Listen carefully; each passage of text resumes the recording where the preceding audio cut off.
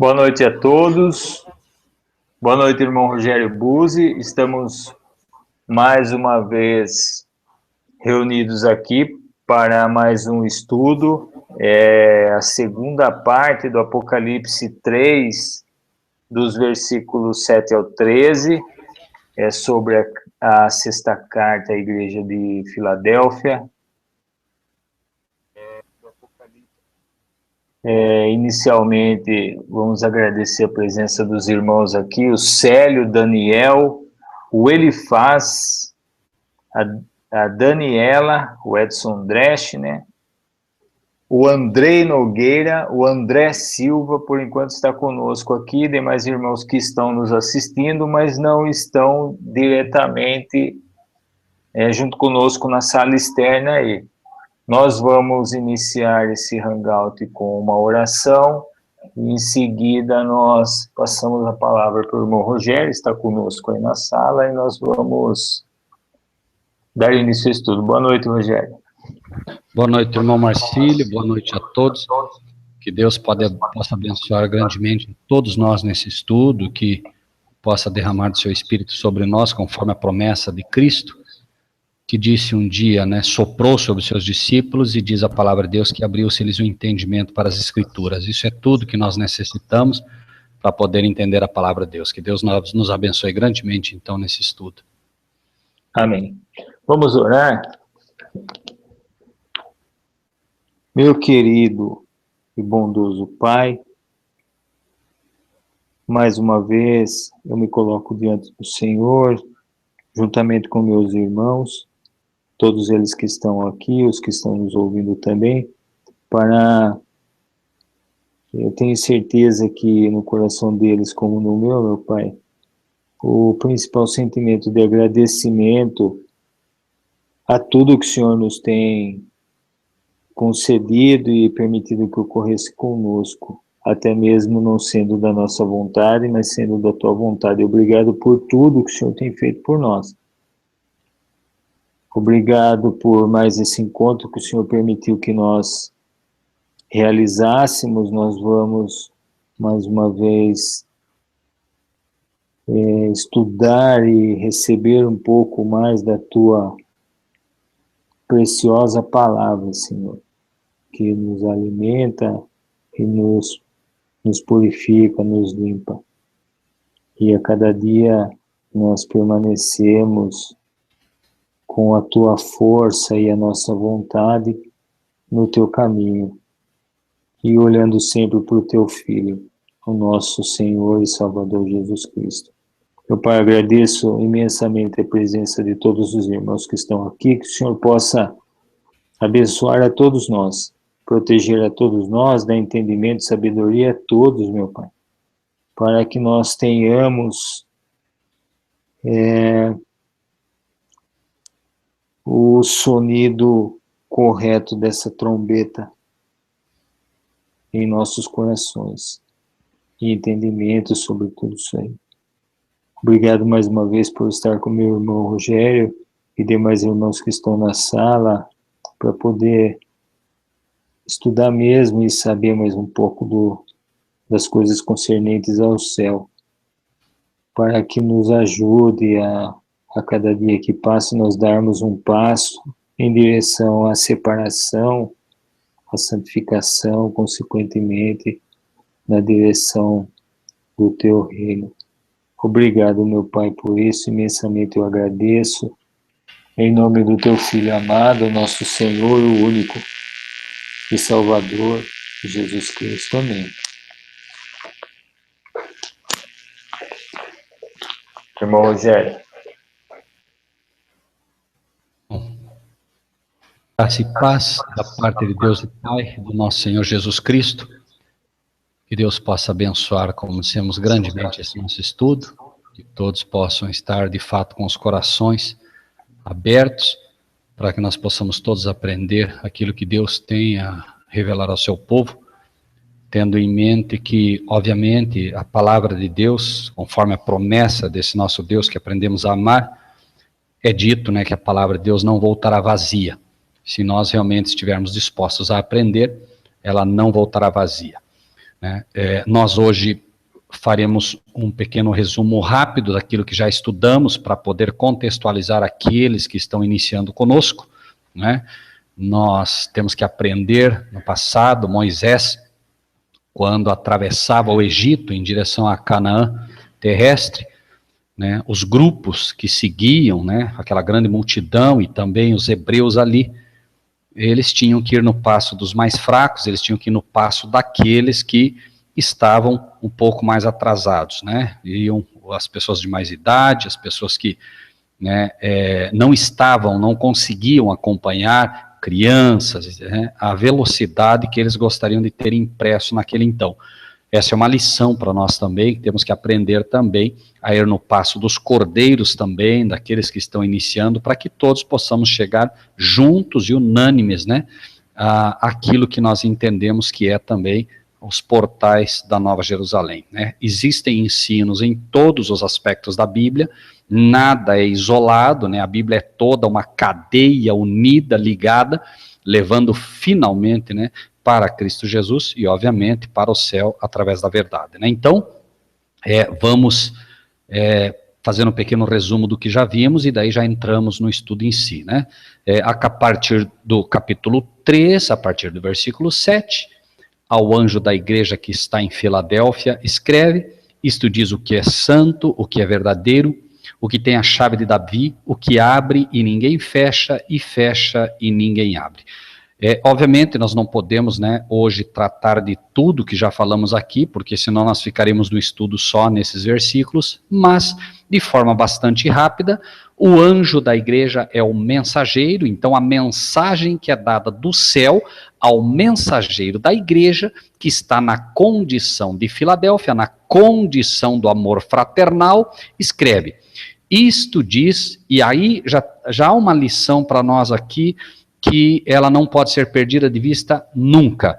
Quem diz isso não é o pregador, não é o Rogério, não é Marcílio, não é nenhum ser humano.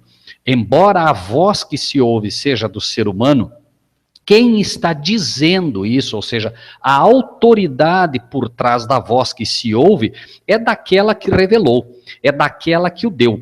Lembrem-se sempre, Apocalipse, revelação de Jesus Cristo, a qual Deus lhe deu para mostrar aos seus servos as coisas que brevemente devem acontecer, pelo seu anjo as enviou, que as notificou a João, seu servo. Apocalipse 1:1, né? Então, lembrem-se sempre, amados irmãos, que nunca vai mudar esta forma de comunicação entre o céu e a terra. E aqui nós encontramos exatamente isso, né? Ao mensageiro da igreja que está em Filadélfia, escreve: isto quem está dizendo é o que é santo. Por quê? Esta igreja, a igreja de Filadélfia, a igreja do amor fraternal, a igreja do amor do Pai, amor fraternal é o amor do Pai, por isso ela se identifica como a igreja perfeita que Cristo encontrará quando vier, porque ela manifesta o amor do Pai. Alguém diria, mas espera aí, o amor do Filho, né?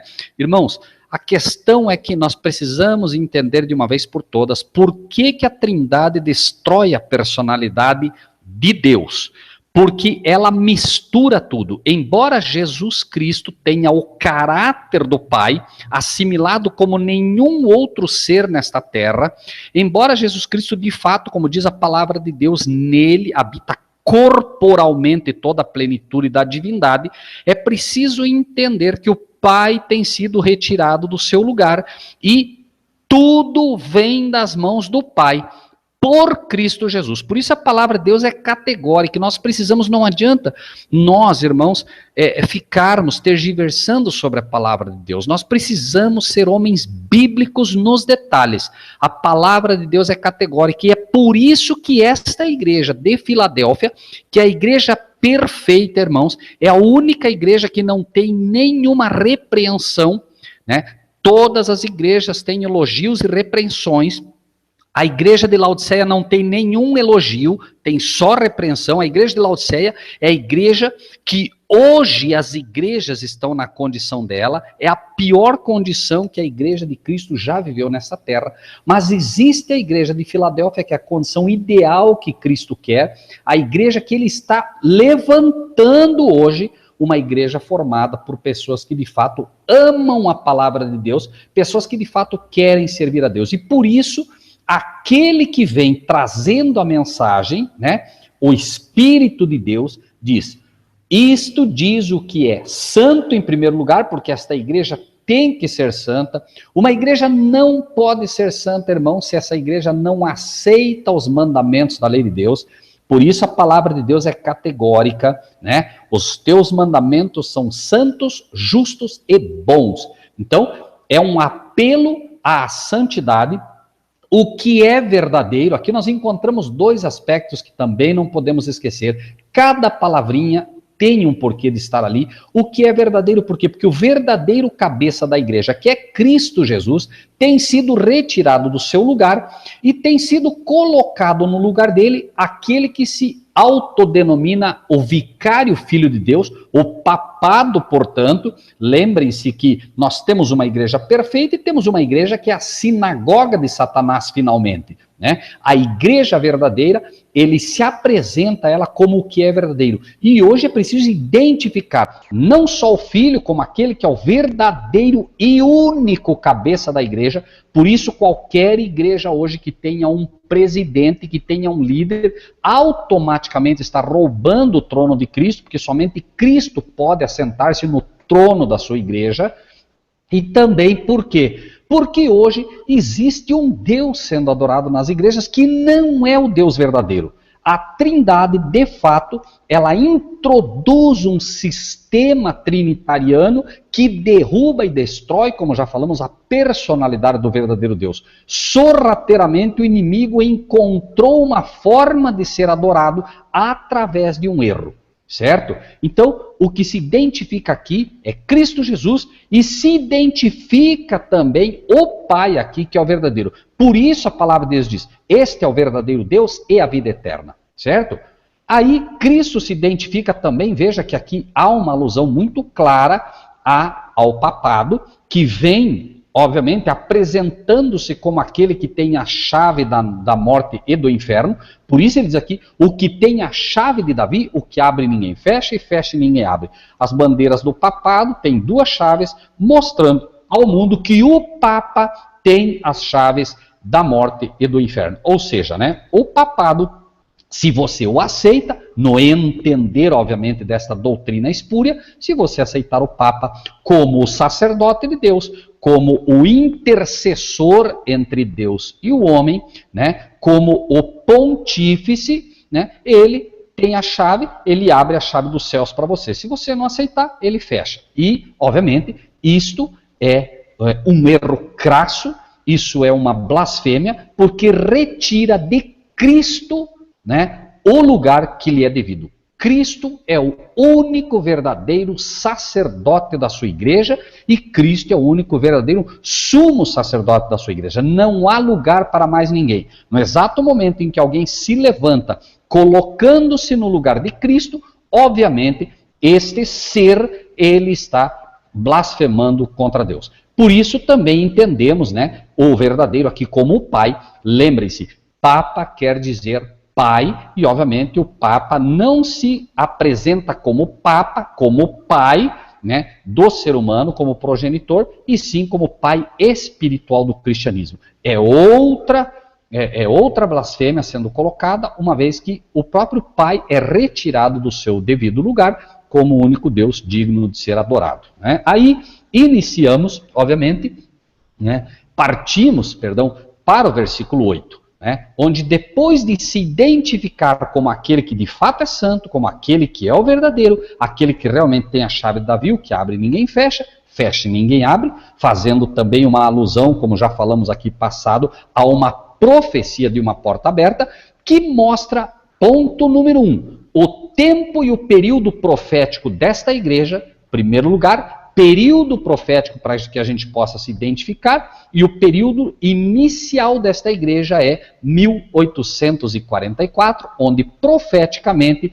uma porta se abre para aqueles que acompanharam o estudo passado, né, linkado em Apocalipse 1, 4, 5 e 10, como já passamos aqui de forma, penso eu, bastante clara, aqueles que acompanharam. Aqueles que querem ver isso, podem pegar no próprio YouTube a primeira parte desse estudo e verão que isto é completamente bíblico, né? Onde a gente cruzou Daniel, obviamente, e Apocalipse, né? Então, no versículo 8, conheço as tuas obras. Eis que diante de ti pus uma porta aberta, ninguém a pode fechar. Esta porta aberta foi colocada pelo Senhor Jesus e não adianta, ninguém vai poder fechar. Por mais que as pessoas não creiam, por mais que se use, né, uma série de argumentos contra esta porta, vai continuar aberta. Repetimos, esta porta abriu-se em 1844, de forma profética, é a chamada profecia das 2.300 tardes e manhãs, e não adianta nós tentarmos, de qualquer maneira, lutar contra ela. Essa porta, repetimos, vai continuar aberta. Ela se abre num momento em que a igreja estava em trevas espirituais. Lembre-se, nós tivemos a ascensão do papado do ano 538 até o ano 1798, né, por 1260 anos o papado jogou as igrejas, né, num período de trevas violento. Foi onde o papado inventou todos os seus dogmas, desde a Assunção Virginal de Maria, confissão a padres, adoração à imagem, adoração a santos, compra de terreno no céu através das indulgências, etc, etc, etc. Então, Deus agora abre uma porta do Santíssimo e desta porta parte o conhecimento agora de Deus aos seus servos na terra para fazer frente a todos esses enganos do papado. Então, se hoje conseguimos identificar os enganos do papado, é pura e simplesmente porque Deus abriu a porta, derramando luz sobre o seu povo, né? Esta porta, né, ela traz o conhecimento do céu ao seu povo e é aquilo que nós chamamos de verdade presente, para aqueles que gostam de termos puramente bíblicos, aquilo que Jesus chamou, né, do alimento ao seu tempo. Numa época de grandes trevas espirituais, Deus vai derramar sobre o seu povo luz. E em 1844 aconteceu isso. O livro de Daniel, que é o livro puramente profético, que apresenta a vinda de Cristo e apresenta as cenas finais da história terrestre, esse livro se abre diante do povo de Deus.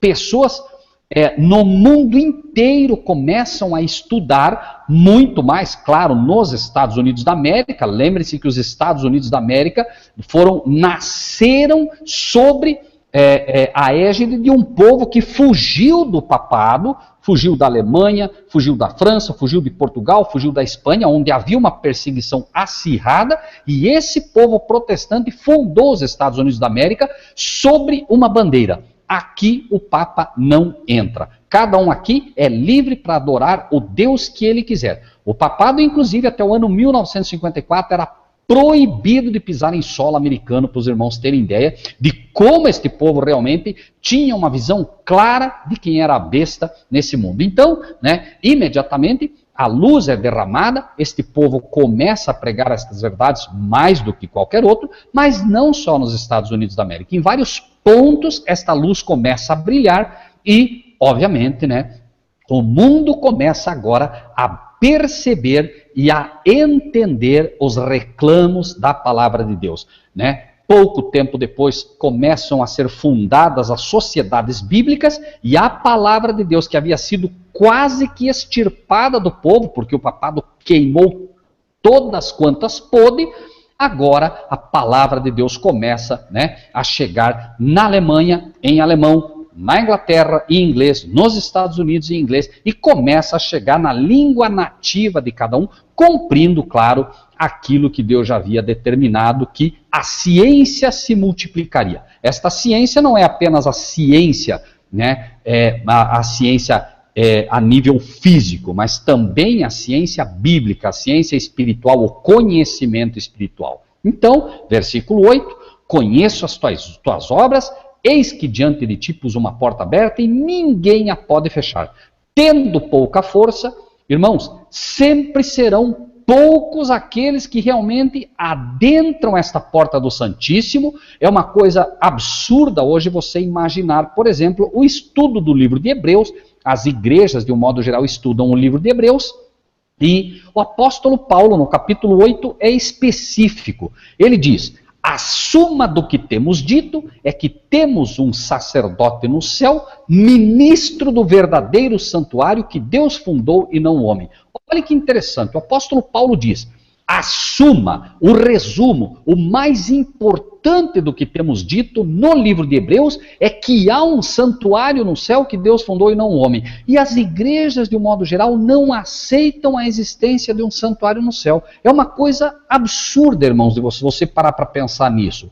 Absurdo. Por quê? Porque o apóstolo Paulo está resumindo o livro de Hebreus como quem diz: olha, vocês estudam o livro de Hebreus, mas é impossível que vocês estudem o livro de Hebreus e não entendam o mais importante do que eu tenho dito nele. Né? Então, veja o texto aí, né? Ora, a suma do que temos dito é que temos um sumo sacerdote tal, que está sentado nos céus, à destra do trono da majestade, e o versículo 2, não está aí ainda, ministro do santuário e do verdadeiro tabernáculo, o qual o Senhor fundou e não o homem. Por que ministro do santuário e do verdadeiro tabernáculo? Porque o papado colocou um santuário falso, um tabernáculo falso, e fundado, obviamente, pelo próprio homem. E também porque faz uma alusão ao tabernáculo que Moisés fez no passado, também, obviamente, que não era o verdadeiro tabernáculo. Foi dito: Moisés, constrói-me um santuário, figura do que há no céu. Então aquele santuário era apenas um exemplo do santuário celestial, e claro, ele foi feito seguindo o exemplo do céu, mas muito menor, irmãos. Mas as lições que se encerravam naquele santuário celestial também eram ensinadas no santuário terrestre. Tudo no santuário leva ao conhecimento de Cristo. O cordeiro, os móveis, tudo, absolutamente tudo, é um exemplo do que o sumo sacerdote Cristo Jesus estaria fazendo um dia no verdadeiro santuário. E é exatamente isso. No tempo em que vivemos, vejam, no santuário que havia na terra, o santuário de Moisés, o sumo sacerdote entrava apenas uma vez ao ano para fazer expiação pelos pecados do povo. É exatamente o que Cristo passa a fazer quando esta porta se abre. Lembrem-se que quando Cristo morre, a porta do santo se rasga, fica à vista o santo, mas o santíssimo continuava lá intacto. Ou seja, esta porta não foi aberta quando Cristo morreu. Esta porta foi aberta depois, bem depois, quando de fato, em 1844, Cristo adentra aquele santuário. Bom, irmãos, seguindo o estudo, né? Tendo pouca força, como falamos, guardaste a minha palavra e não negaste o meu nome. Existem dois aspectos aqui que devem ser considerados, tá? Em primeiro lugar, tendo pouca força, guardaste a minha palavra. A palavra de Deus. Hoje muitas pessoas dizem: não, esse tema não é um tema para salvação. Isso não é para salvação. Irmãos, a palavra de Deus é toda ela. O cristão vive de toda palavra que sai da boca do Senhor. Então, não adianta nós estarmos preocupados e dizer: não, isso aqui não tem a ver com a salvação. Na verdade, é o egoísmo do homem que se posiciona querendo saber apenas aquilo que é para a sua salvação. O verdadeiro cristão, ele não está preocupado apenas com a sua salvação, ele está preocupado em viver de toda a palavra que vem da boca do Senhor. E guardar toda a palavra que vem da boca do Senhor, por quê?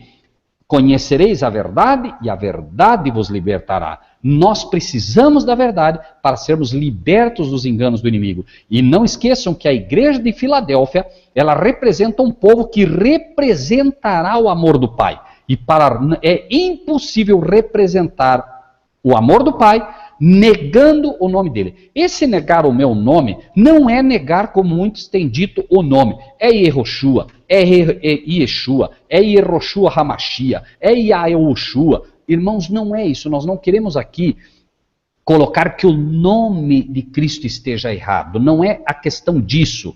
A questão é que negar o meu nome, o nome sempre teve a ver com a missão. Moisés, libertador. Você não poderia, veja, você poderia até não saber pronunciar corretamente o nome de Moisés, mas precisaria entender que ele era um exemplo do libertador. Se o judeu chegasse lá e dissesse assim: mas quem que é esse homem? Ah, esse aí é Moshe. Moshe, quem é Moshe? É Moshe, ou é Moshe. Não importa, se ele não conhecesse bem e não pronunciasse bem corretamente o nome de Moisés, mais importante é que ele entendesse a missão de Moisés. Moisés era libertador. Elias, como profeta da promessa. João Batista. Cada um vinha com uma missão. Jacó, primeiramente enganador, depois Israel, vencedor. E finalmente Jesus Cristo, Jesus, Salvador. Então, cada um tinha isso. E este não negar o meu nome, quando se fala em Deus, nós estamos falando do caráter. Não negar o nome de Deus é não negar a sua lei que reflete o caráter de Deus. Por isso diz, não negaste o meu nome. Esse povo que nasce em 1844 coloca a lei no seu devido lugar. O papado havia ensinado o mundo a transgredir a lei de Deus. Havia pego o mandamento que dizia não farás para ti imagem, havia arrancado, como fez, os mandamentos católicos fizeram isso, e o mandamento que dizia, sobre a guarda do dia sétimo, a guarda do dia de sábado, foi mudado para guardar domingos e festas. Obviamente, isto estava se negando o nome de Deus. Por quê? Porque, obviamente, os mandamentos de Deus, conforme diz a palavra de Deus, são santos, justos e bons. Por quê? O nosso Deus é santo, justo e bom. Os mandamentos refletem o caráter deste Deus de amor, refletem o caráter de Cristo, e quando você nega os mandamentos, você está negando o nome dele. Lembre-se, o Apocalipse todo também é um livro simbólico e a gente precisa aprender a entendê-lo conforme o que ele diz, ok? Versículo 9, eis que eu farei aos da sinagoga de Satanás, aos que se dizem, permita-me colocar aqui, cristãos e não são, mas mentem. Como nós entenderíamos alguém que se diz cristão e não são? Obviamente, irmãos, aqui não está falando para os judeus.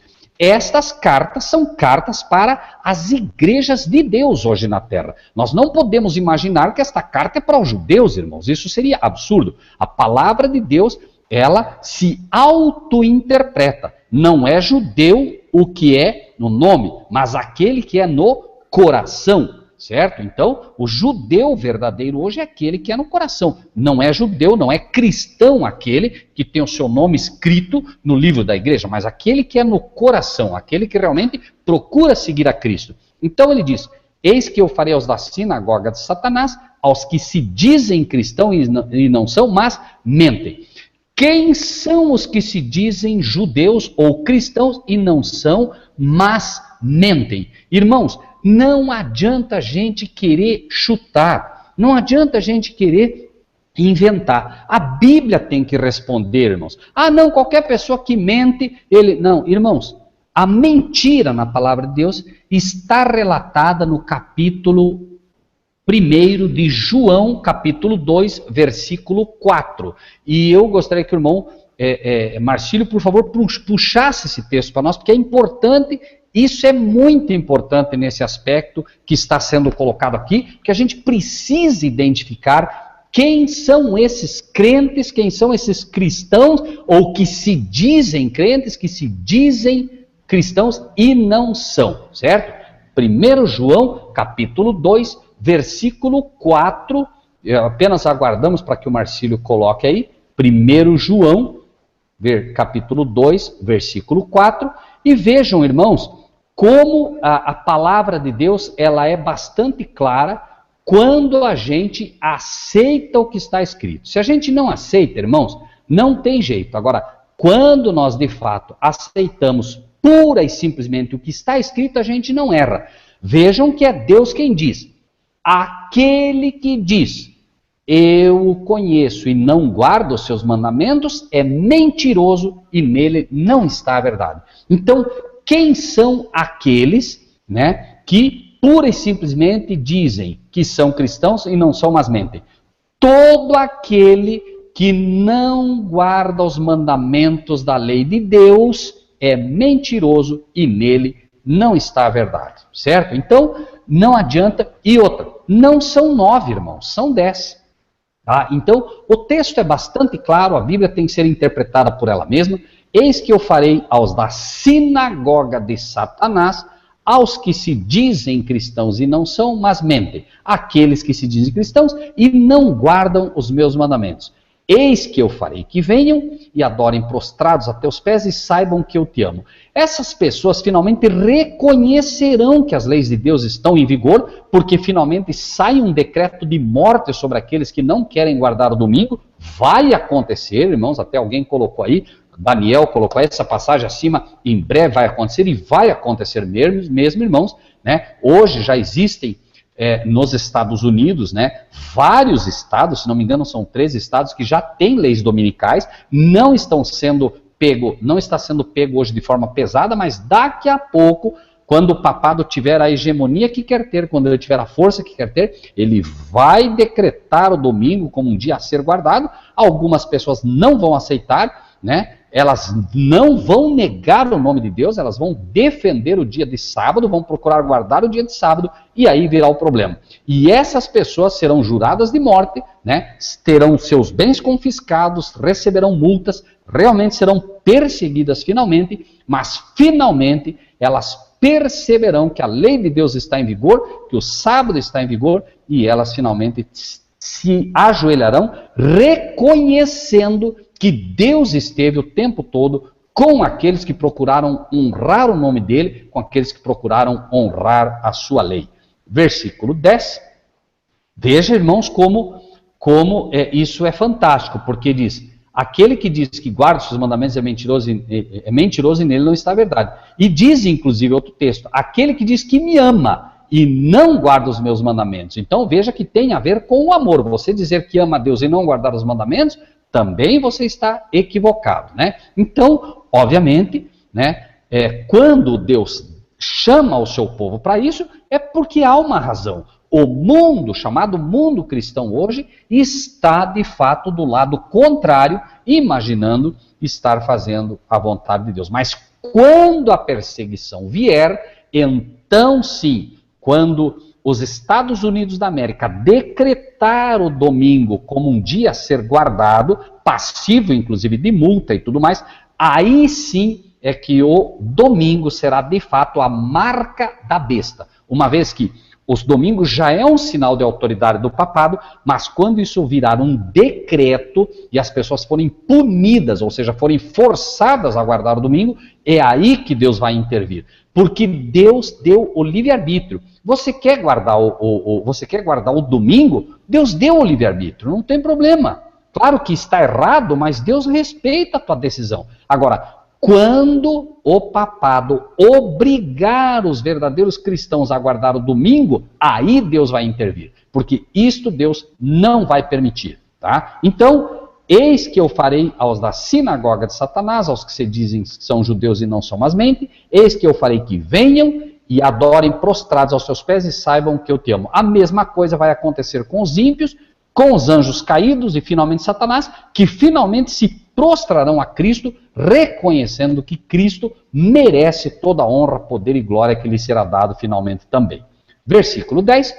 Como guardaste a palavra da minha paciência, os 144 mil, esse grupo fantástico que receberá o selo de Deus finalmente, é um povo que deverá aprender a ter paciência. Irmãos, quando você posta algo sobre o sábado, quando posta uma verdade, o ataque vem de todo lado. Nós precisamos aprender a ser pacientes.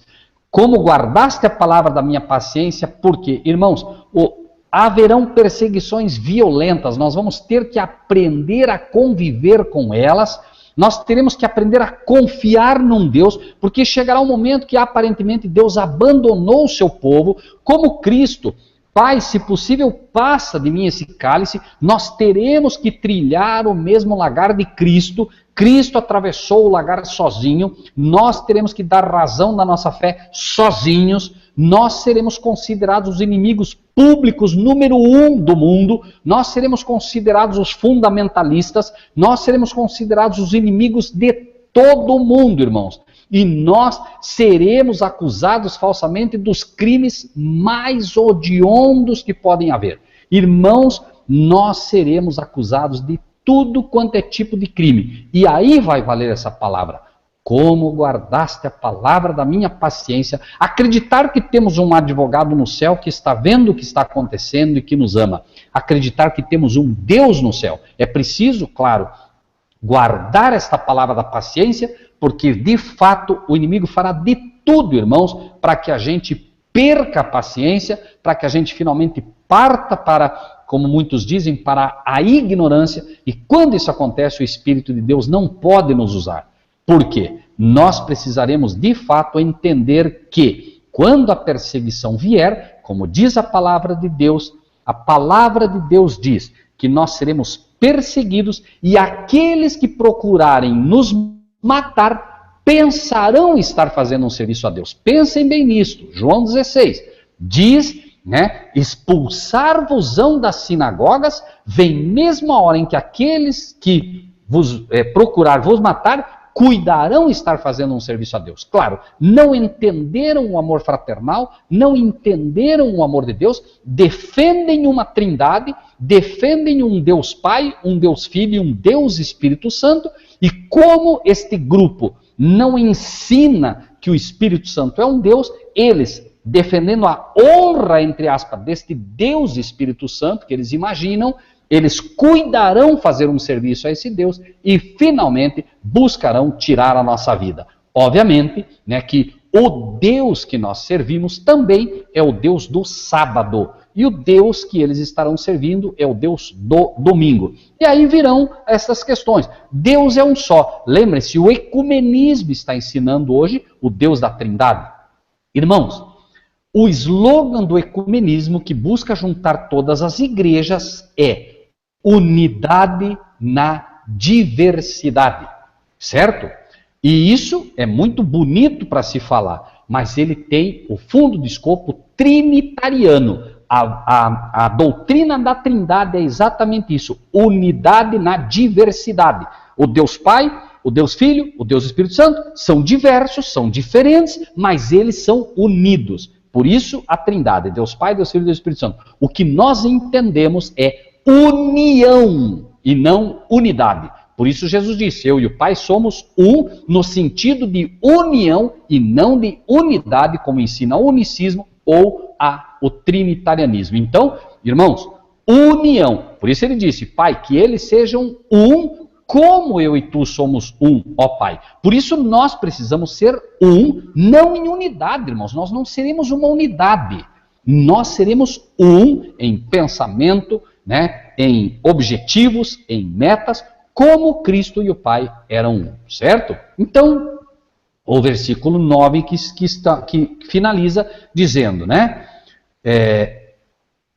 o versículo 10, como guardaste a palavra da minha paciência, também eu te guardarei da hora da tentação que há de vir sobre todo mundo. Irmãos, as 7 pragas que cairão sobre a face da terra, irmãos, ela vai realmente dizimar o mundo. Irmãos, é só ler o que vai acontecer. Estas taças, irmãos, são exatamente esta tentação que há de vir sobre o mundo, e não só ela, irmãos. A própria tentação em vários sentidos.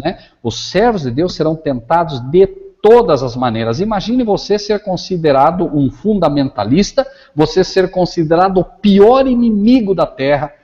É só você ver hoje como o mundo está se preparando. Você fala de um fundamentalista, você fala dos árabes, eles são tidos realmente como a pior classe do mundo, porque eles colocam uma bomba sobre eles e se matam, e matam um monte de gente junto. E nós seremos vistos como este povo, esses fundamentalistas. O mundo todo se unindo, as igrejas todas se unindo, e uns gatos pingados que são contra, e não só são contra, mas ainda apresentam que o ecumenismo está todo errado e tem base num líder que tem tomado o lugar de Cristo. Irmãos, a questão não vai ser fácil. Esta hora da tentação que há de vir sobre todo mundo, se Deus não guardar o seu povo, de fato não ficaria ninguém.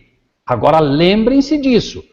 Aqui, irmãos, há uma lição fantástica que Deus está dizendo, como guardaste a palavra da minha paciência, também eu te tirarei. Não, ele não vai tirar, a igreja não será arrebatada, não se engane.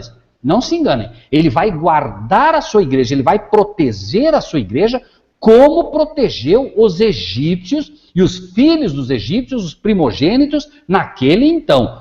A marca na porta, com o sangue do cordeiro, não permitia que o anjo destruidor entrasse e a praga matasse os primogênitos. Da mesma maneira agora, resta um sinal para o povo de Deus. E este sinal, que naquela época foi o sangue do cordeiro, lembrem-se, o cordeiro agora já morreu, mas resta um novo sinal para o povo de Deus, que é o sábado.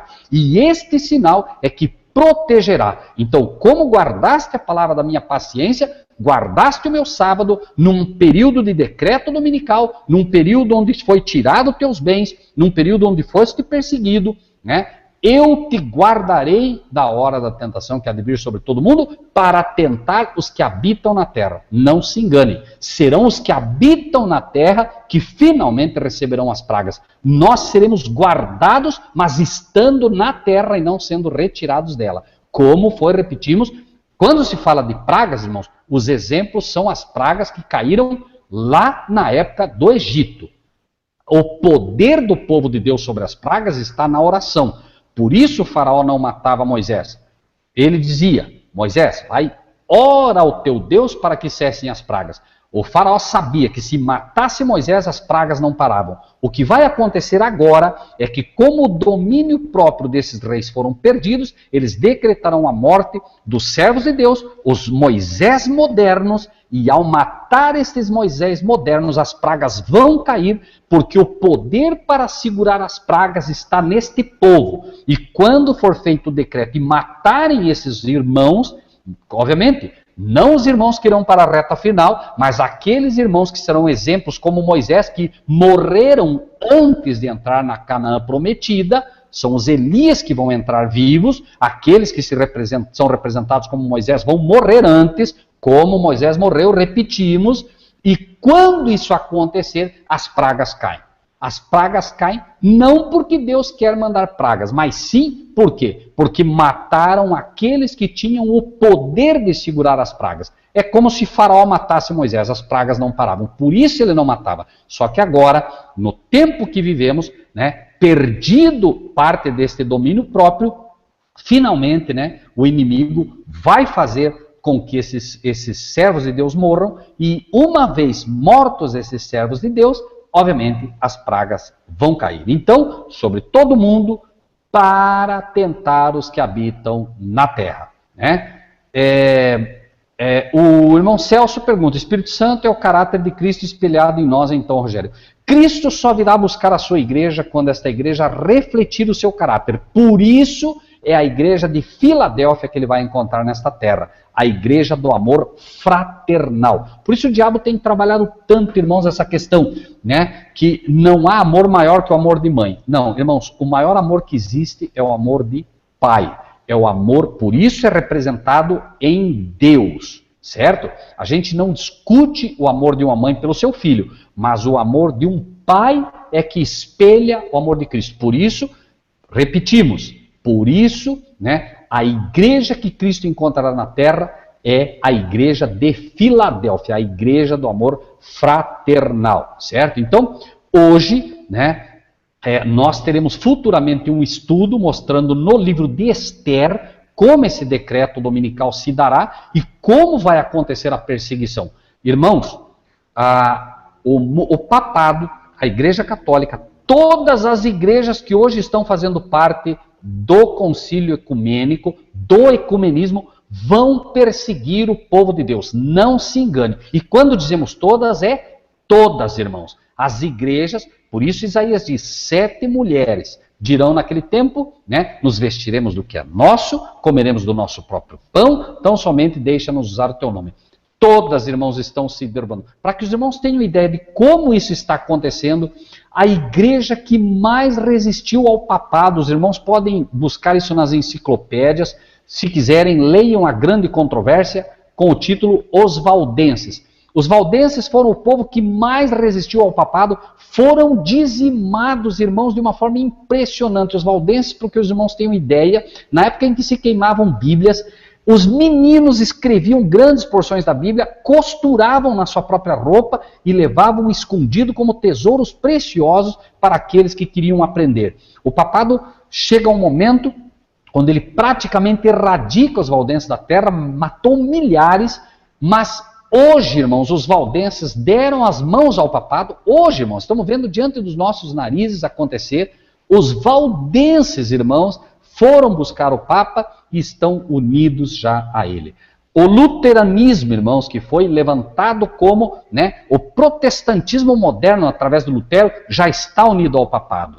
Então, as igrejas protestantes, que são as igrejas que deveriam resistir, protestante quer dizer exatamente do termo que protesta contra os enganos papais, protesta contra os dogmas papais, já não existem mais instituições de fato protestantes, a não ser alguns casos isolados de pastores, inclusive na igreja adventista, na igreja batista, mas de forma isolada, um ou outro que ainda se arrisca a entrar nesse tema, mas com o perigo de perder, inclusive, o próprio título, de perder o próprio emprego. Por quê? Porque as igrejas hoje estão, de fato, se unindo ao papado de forma cada vez mais direta e assuntosa.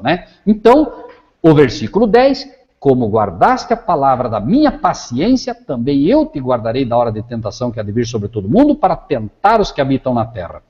Versículo 11, mostra claramente como isto vai ocorrer e como esta é, de fato, a igreja do tempo do fim.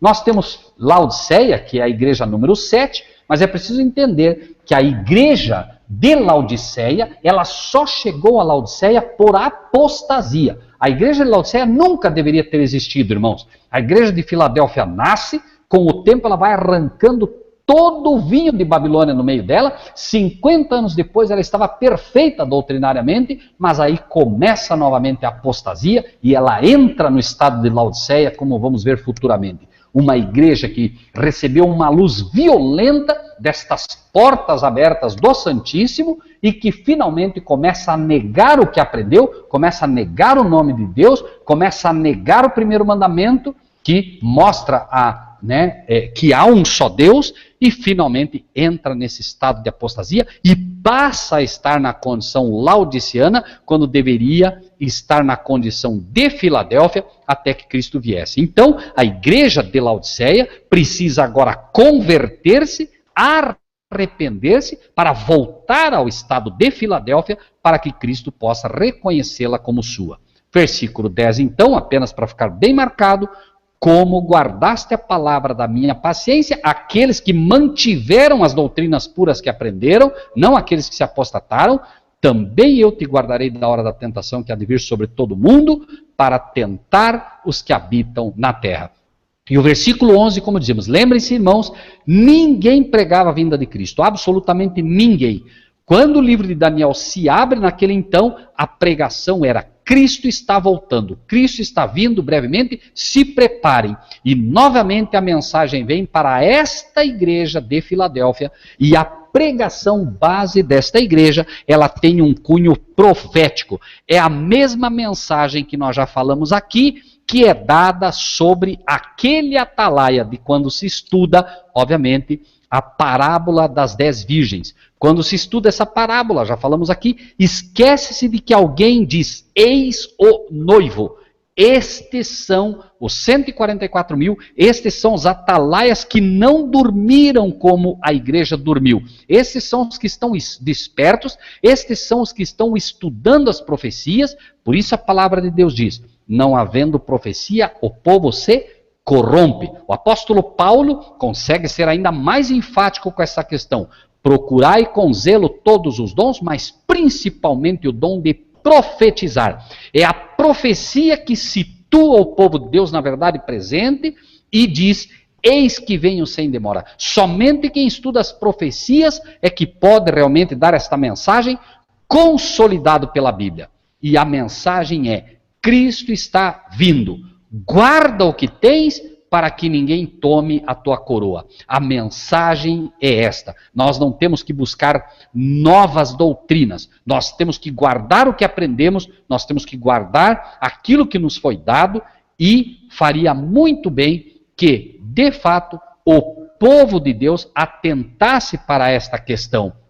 Porque, de fato, né, este povo só conseguirá apresentar esta mensagem ao mundo, eis que Cristo vem sem demora, se estudar as profecias de Daniel e do Apocalipse. O irmão Júnior Ramos colocou o texto aí, irmãos, e é assim mesmo: onde não há profecia, o povo se corrompe. Por isso, as igrejas hoje estão exatamente nesta condição de corrupção, porque as profecias sumiram de dentro da igreja.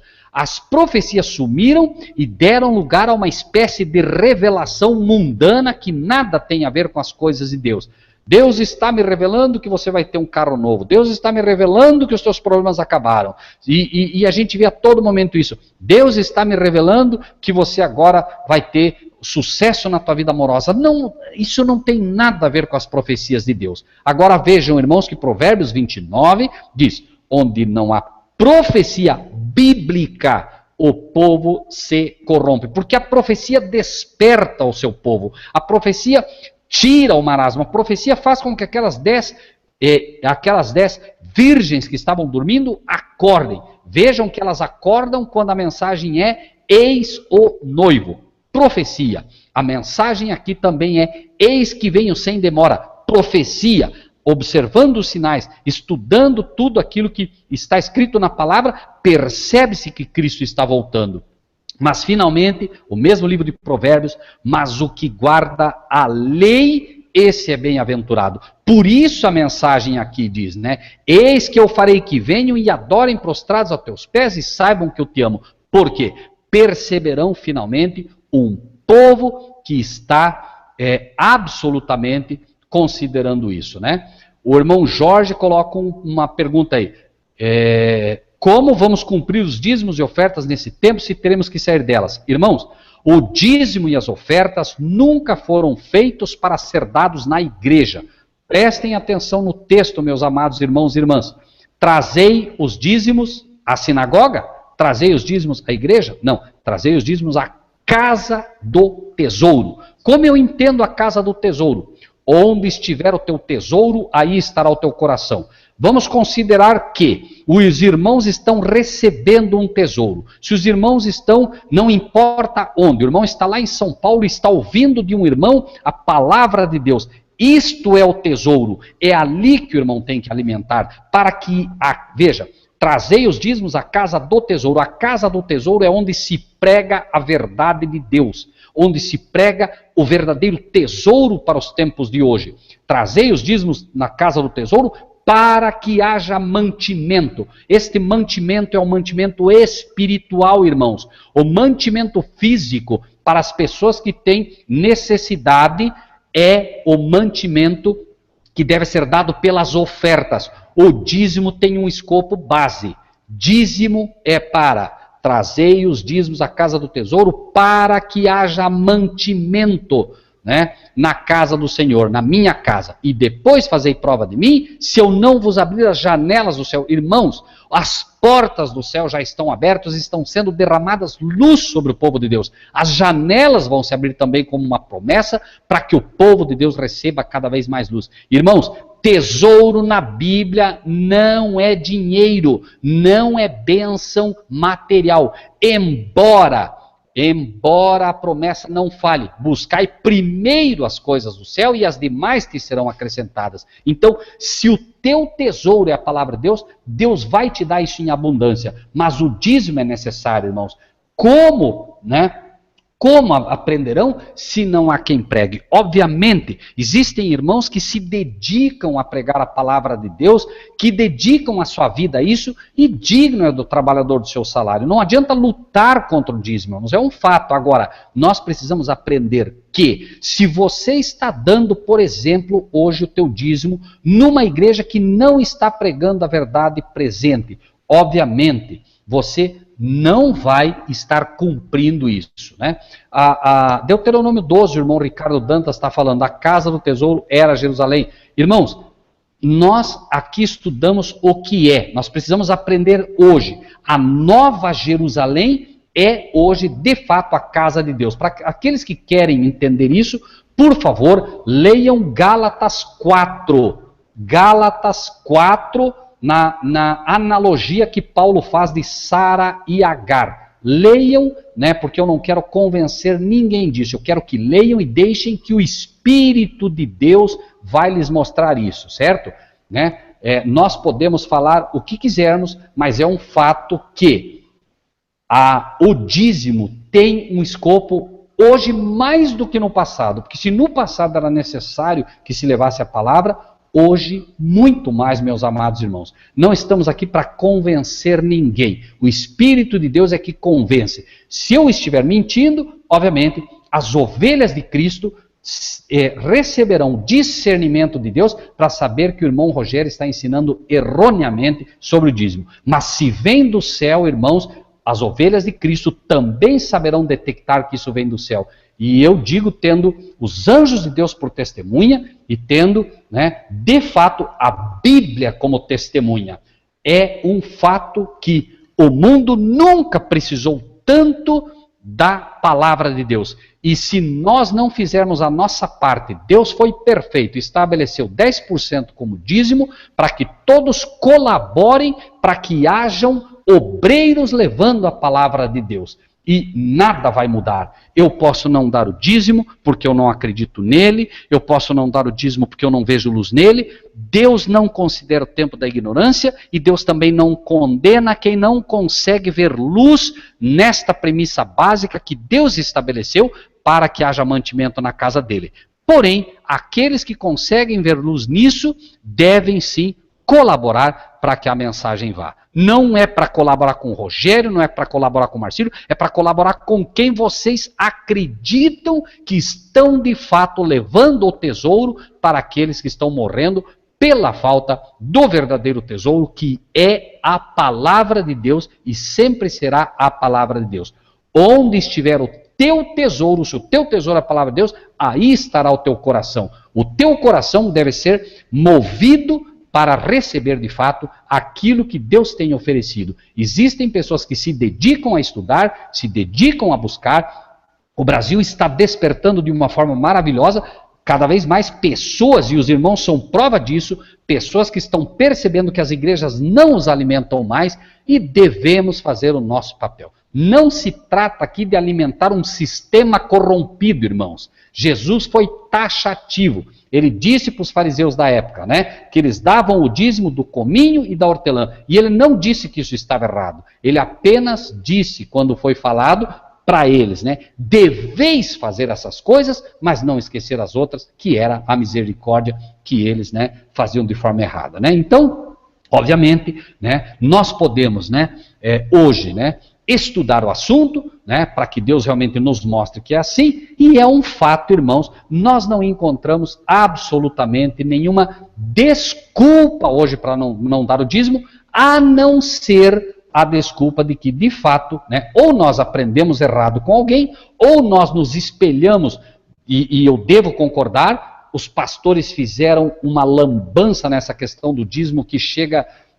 penso que ofende os céus, mas não é porque eles fizeram tudo errado, como fizeram errado os pastores do passado, que nós devemos, né, agora abandonar o que é certo, porque eles fizeram errado. Cada um estude e cada um ande na medida de fé que tem quanto a esse assunto. Né? Não é o assunto de hoje, obviamente, como houve uma pergunta, a gente procurou apenas responder. Cada um agora, né, fique com aquilo que acredita ser a verdade de Deus, né?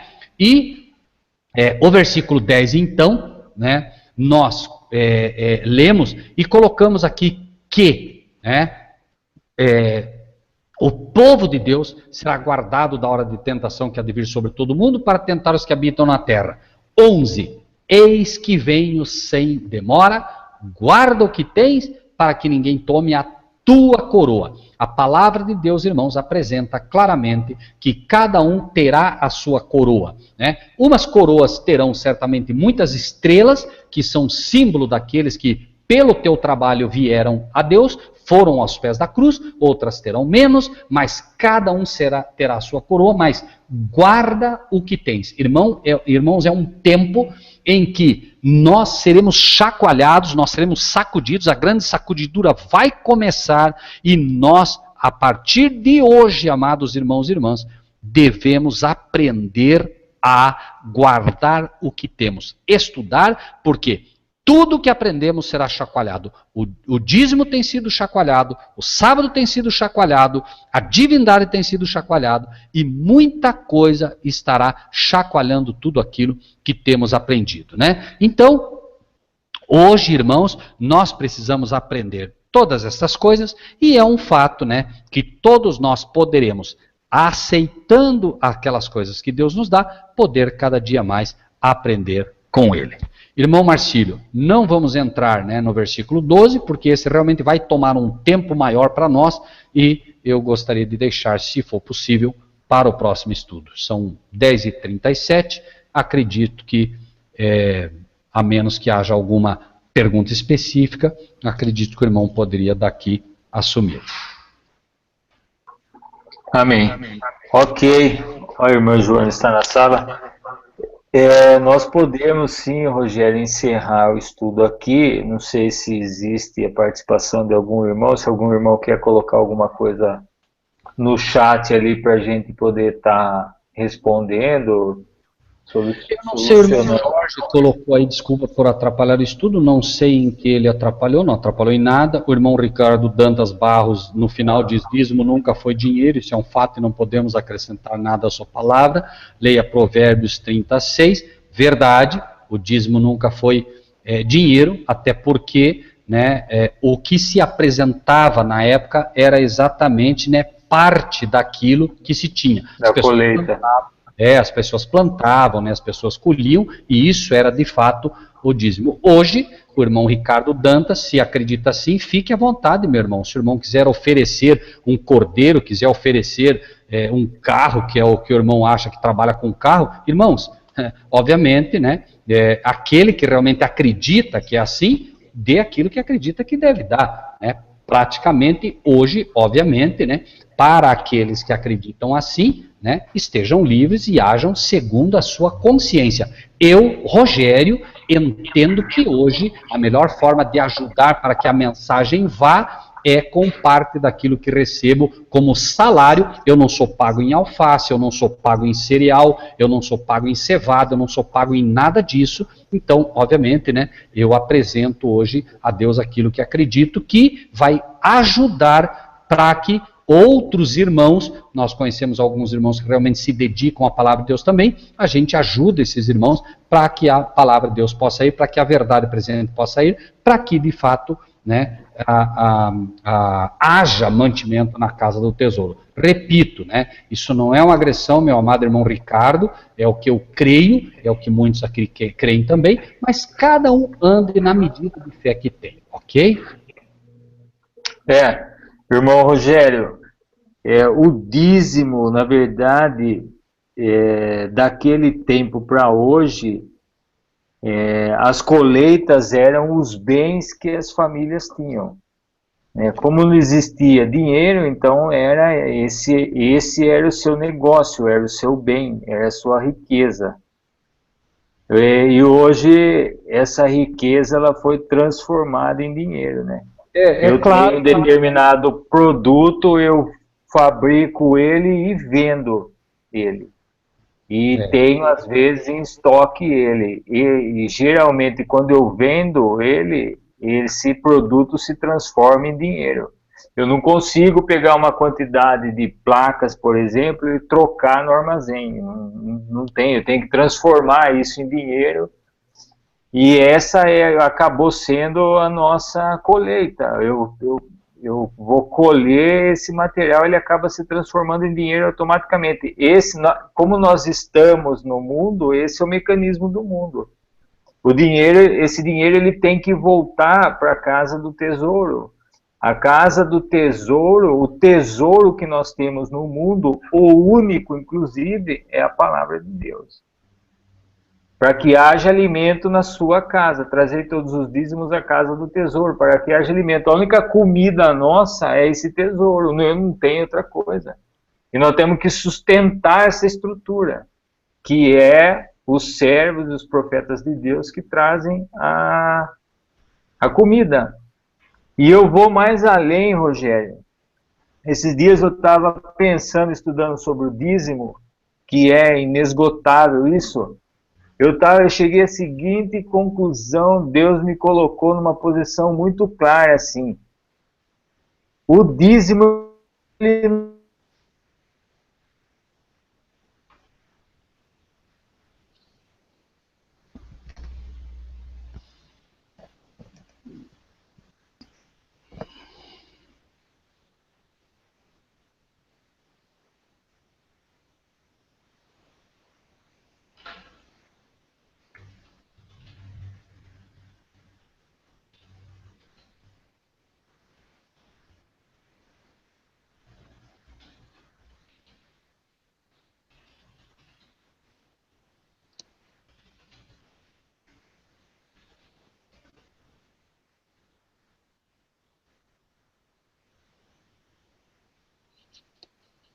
Irmão Marcílio, sua voz sumiu, meu irmão.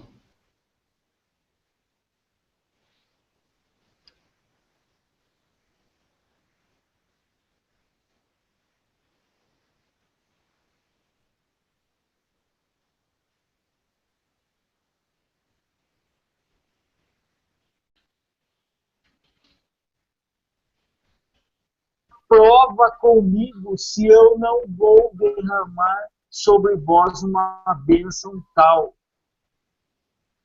Se eu não vos abrir a janela do céu. Ele colocou a gente numa condição de fé que é pior que guardar o mandamento, porque como é que você vai acreditar nisso? Fala aí.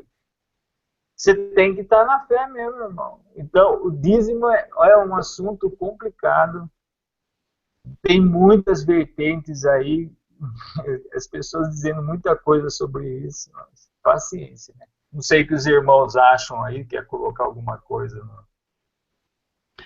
Particularmente, né, irmão Marcílio, eu, como o estudo não é isso, né, a gente estaria trocando informações aqui. Exatamente. Nós temos que respeitar também aqueles irmãos que um dia entrarão e estudam isso, mas eu creio que, né, nós podemos fazer um estudo amanhã depois, seria até bom que o irmão Ricardo Dantas participasse, uma vez que ele vê de forma diferente, onde a gente pudesse realmente se dedicar para isso, né?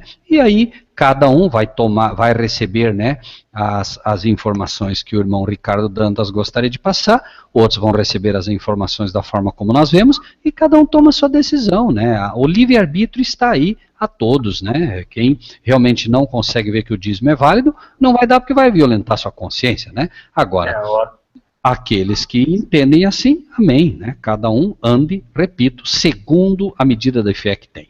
Né? Eu hoje, com tudo que já aprendi de Deus, só posso dizer o seguinte: eu seria hoje eu, Rogério, seria um traidor se não devolvesse o dízimo a Deus, depois de tudo que ele já me ensinou, não só pela palavra de Deus, mas também pelas experiências que me deu em relação ao dízimo. Ok. A Elaine está dizendo que acho que perdeu parte do que eu falei. Eu tentei te falar, Marcílio, né? Você ficou mudo um tempo aí, mas aí voltou. Ok. Perfeito. Perdemos parte que você falou. Amém, amém. Ó, o irmão Ricardo está aí. Bom, vamos encerrar, Rogério? Vamos sim. Eu queria particularmente dizer ao meu irmão Ricardo, meu irmão, não é porque o irmão pensa diferente que o irmão não é bem-vindo, tá bom, meu irmão? Né? Sempre que o irmão puder e quiser, entre, participe, tá? Será sempre um prazer tê-lo conosco, tá bom, meu irmão Ricardo? Deus o abençoe grandemente. Ok. A Tereza também está falando aqui que perdeu parte. Será que foi muito, Rogério? Como? Será que foi muita coisa? Eu não sei, eu diria que foi aí em torno aí de uns 40 segundos a 1 minuto, alguma coisa assim, mais ou menos. Bom, tudo bem. O irmão ora? Sim, pode ser. Nós temos a irmã Joana, ela não se sente à vontade nunca para orar com a gente, né? Ela não quer orar hoje também, né? Não, ela quer ouvir a oração. Na próxima vez, talvez, né, a gente comece, né, Marcelo, seria bom sempre ter mais gente com a gente na sala, sempre para que alguém possa possa, né, participar. Mas enfim, né, eu agradeço o privilégio. Vamos orar então, irmãos. E aqueles que preferem ficar de joelho, fiquem à vontade. Aqueles que querem estar sentados, vamos orar. Grandioso Deus e Pai, nós agradecemos ao Senhor imensamente por cada uma das almas que participaram conosco no estudo de hoje. Te agradecemos por cada um deles. Te pedimos que o Senhor, Pai, assim como um dia o Senhor bondosamente escreveu, Senhor, na rocha, nas tábuas de rocha, a tua lei, que o Senhor escreva também, Senhor, e cumpra a promessa que fez um dia. O Senhor prometeu que escreveria as tuas leis no coração daqueles que se dispusessem a aceitá-la. Pai Celestial, grava nos nossos corações também a tua lei. Pai Celestial, assim como Jesus, um dia teu Filho soprou sobre os discípulos o teu Espírito, sopra também sobre nós para que possamos atender. E que possa haver em cada um de nós, Senhor, esse espírito de união, de amizade, de companheirismo, mas acima de tudo, Senhor, um espírito de fraternidade, o amor fraternal. Assim como aconteceu hoje, que embora nosso amado irmão Ricardo não pense exatamente como nós, mas coloca com respeito, com educação, como deve ser aquilo que um cristão deve fazer. E que nós possamos, Senhor, também receber as ideias que vêm contrárias àquilo que estudamos, né, com paciência, permitindo que o Espírito teu trabalhe, porque nós sabemos, finalmente, Pai, o Senhor terá um povo unido, um povo que de fato pensa como o Senhor pensa. Até lá, Pai, não permita que nós, de alguma maneira, afugentemos o teu Espírito. Que haja sempre, Senhor, de fato, o teu amor revelado em cada um de nós, para que o mundo saiba que o Senhor nos enviaste. Abençoa, Pai, grandemente o irmão Robson, a irmã Cris, o irmão Jorge Batista, que está conosco, o irmão Marcílio, a nossa amada irmã Joana, a nossa amada anciã irmã Joana, o Renato Pereira, o Robson, o Daniel. Pai Celestial, cada um desses amados irmãos, a Cris, a Elaine, o Ricardo, que está aqui conosco, o Celso, o André, Pai, o Jorge Batista, que está aqui conosco também, a Valéria Madureira. Pai, o Senhor conhece, Pai, essas pessoas todas, desde que elas estavam no ventre das mamães deles, Pai. Por isso nós te pedimos, Pai, que o Senhor, assim como conheceu e chamou cada um deles à tua verdade, não os abandone, Pai. A cada dia mais, Pai, faz brilhar a tua luz no coração de cada um desses amados irmãos e irmãs e daqueles que um dia, Pai, estarão também em contato com estas tuas verdades. Cada um de nós, Pai, dá-nos um coração aberto a aprender cada dia mais do Senhor. Se pensamos saber alguma coisa, certamente nós não sabemos absolutamente nada, porque um dia chegaremos no céu e acreditamos que teu Filho irá apresentar para nós qualquer tema da Bíblia e nós veremos que de fato nós não sabemos nada. Mas aquilo que temos, permita-nos, Senhor, guardar o que temos para que o inimigo não tire de nós, para que possa ser um escudo contra os erros do inimigo que certamente virão. Tudo isso te pedimos, Pai, confiando unicamente nos méritos de Cristo Jesus, o nosso Salvador. Amém. Amém. Amém. Irmãos, boa noite a todos, fiquem todos com Deus, eu agradeço imensamente a presença de todos, nós voltamos na próxima quarta-feira com a terceira parte deste estudo, juntamente com o Rogério Buzzi, a irmã Joana Batista, pedi para o Robson entrar na sala também, a Tereza Cristina, para os irmãos que eu mando o link interno, entra na sala aí para fazer parte conosco desse estudo. Obrigado a todos, fiquem todos com Deus. Boa noite, Rogério. Boa noite, irmã Joana. Fica firme, hein, irmã? Mas, irmãos, ósculo santo a todos vocês. Foi um grande prazer e um privilégio tê-los como meus irmãos e estar com vocês nessa noite. Amém. Amém. Boa noite a todos e até quarta.